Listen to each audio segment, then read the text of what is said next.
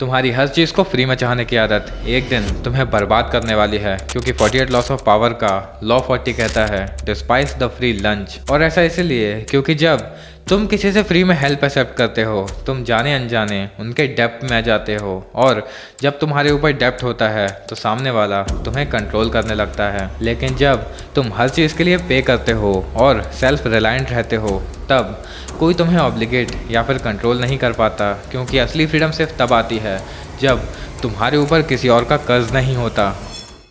और इसका सबसे परफेक्ट एग्जांपल है डॉक्टर स्टोन का इशिगामी सेनकू। देखो, सेनकू बेसिकली तो एक जीनियस साइंस स्टूडेंट था, लेकिन एक दिन उनकी दुनिया में एक पेट्रिफिकेशन बीम गिरती है और सारे ह्यूमंस स्टोन में कन्वर्ट हो जाते हैं। लेकिन एक दिन 3700 साल बाद सेनकू जागता है और उसका सिर्फ एक मिशन होता है, पूरी ह्यूमन सिविलाइजेशन को साइंस के थ्रू वापस से रीबिल्ड करना। लेकिन इंटरेस्टिंग बात तो यह है कि सेनकू ने कभी भी शॉर्टकट्स एक्सेप्ट नहीं किए। उसने सालों मेहनत की और एक रिवाइवल फ्लूइड क्रिएट किया और अपने टाइम के सबसे स्ट्रॉन्गेस्ट फाइटर सुकासा को रिवाइव किया। लेकिन बाद में सुकासा ही उसका दुश्मन बन गया। समझौते के लिए सुकासा ने उसे ऑफर दिया कि मेरे साथ आ जाओ, मैं तुम्हें प्रोटेक्शन दूंगा, लेकिन बदले में तुम्हें अपनी साइंस को छोड़कर मेरे प्योर वर्ल्ड का हिस्सा बनना पड़ेगा। कोई भी नॉर्मल इंसान ये ऑफर एक्सेप्ट कर लेता, क्योंकि सुकासा उस वर्ल्ड में लिटरली किसी को भी निपटा सकता था। लेकिन सेनकू ने सीधा रिजेक्ट कर दिया, क्योंकि उसे पता था कि फ्री प्रोटेक्शन को एक्सेप्ट करना मतलब सुकासा का पॉन बनना,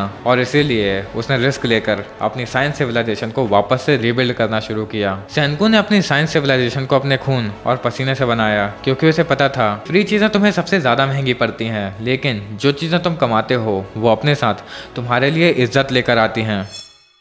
अब इसके पीछे की साइकोलॉजी को समझते हैं तो देखो, हम ह्यूमंस ना नेचुरली शॉर्टकट्स प्रेफर करते हैं, और जो चीज़ें हमें फ्री में मिलती हैं उन्हें हम ब्लेसिंग्स समझते हैं। लेकिन सच्चाई तो यह है कि फ्री चीज़ों के साथ चेंज भी आती हैं, और इसीलिए स्मार्ट मूव यह है कि हर चीज़ के लिए ऑनेस्टली पे करो और हमेशा सेल्फ रिलायंट रहो, क्योंकि फ्री चीज़ें एक्सेप्ट करने से दूसरे तुम्हें ऑब्लिगेट कर लेते हैं, लेकिन सेल्फ रिलायंस से तुम अपनी कंप्लीट फ्रीडम मेंटेन कर सकते हो।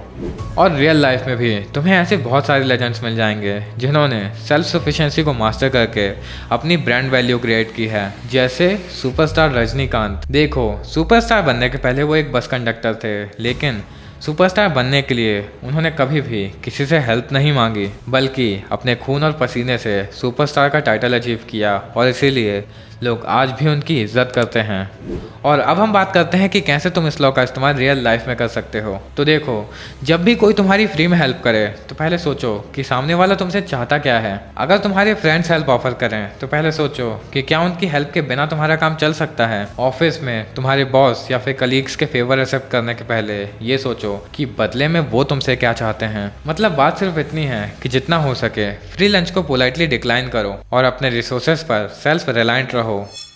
और ऐसा नहीं है कि सिर्फ सेनकू ही सेल्फ रिलायंट था, एक और नाम सुनो, रोरोनोआ जोरो। देखो, जोरो का एक सपना था दुनिया का सबसे ताकतवर स्वॉर्ड्समैन बनने का, लेकिन उसके लिए उसने कभी भी शॉर्टकट्स एक्सेप्ट नहीं किए। जब उसका सामना पहली बार मीहॉक से हुआ, मीहॉक ने उसे एक झटके में निपटा दिया, लेकिन मीहॉक से मर्सी मांगने की जगह ये कसम खाई कि इसके बाद वो कभी नहीं हारेगा। और फिर सैबोडी आइलैंड में जब लूफी के क्रू का सामना एडमिरल से हुआ, जोरो को समझ में आया कि वो कितना कमज़ोर है। और फिर जब कुमा ने पूरे क्रू को अलग अलग डायरेक्शंस में टेलीपोर्ट किया, जोरो सीधा मीहॉक के आइलैंड पर पहुंच गया, और वहां जोरो ने अपने प्राइड को निगलकर लिटरली मीहॉक के सामने झुककर उससे ट्रेनिंग मांगी। और अब तुम सोचोगे कि ये तो फ्री लंच एक्सेप्ट करना हुआ, लेकिन नहीं, यहाँ पर डिफरेंस देखो। जोरो ने स्ट्रेंथ नहीं मांगी, उसने ट्रेनिंग मांगी। उसने ये नहीं कहा कि मुझे पावर दे दो, उसने कहा कि मुझे ट्रेनिंग दो ताकि मैं और ज़्यादा पावरफुल बन सकूं। और इवन मीहॉक के अंडर भी उसने अपने आप को मौत तक पुश किया, क्योंकि वो ये कभी नहीं चाहता था कि उसकी स्ट्रेंथ बोरोड लगे। और अब जब तुमने ये वीडियो देख लिया है तो एक बात समझ लो कि पावर सिर्फ फ्री लंच को डिक्लाइन करने और सेल्फ रिलायंट रहने में है, क्योंकि फ्री हेल्प हमेशा हिडन डेप्थ्स के साथ आती है, लेकिन जब तुम सेल्फ रिलायंट रहते हो तभी तुम टोटली इंडिपेंडेंट रहते हो। और हाँ, वीडियो पसंद आया हो तो लाइक करना बिल्कुल मत भूलना, और कमेंट में बताओ कि क्या तुमने कभी भी किसी से फ्री लंच एक्सेप्ट किया है। सब्सक्राइब कर लो और बेल आइकन को दबाना बिल्कुल मत भूलना, ताकि अगले वीडियो का नोटिफिकेशन सबसे पहले तुम्हारे पास आए। और मैं मिलता हूँ तुमसे अगले वीडियो में, तब तक के लिए गुड बाय।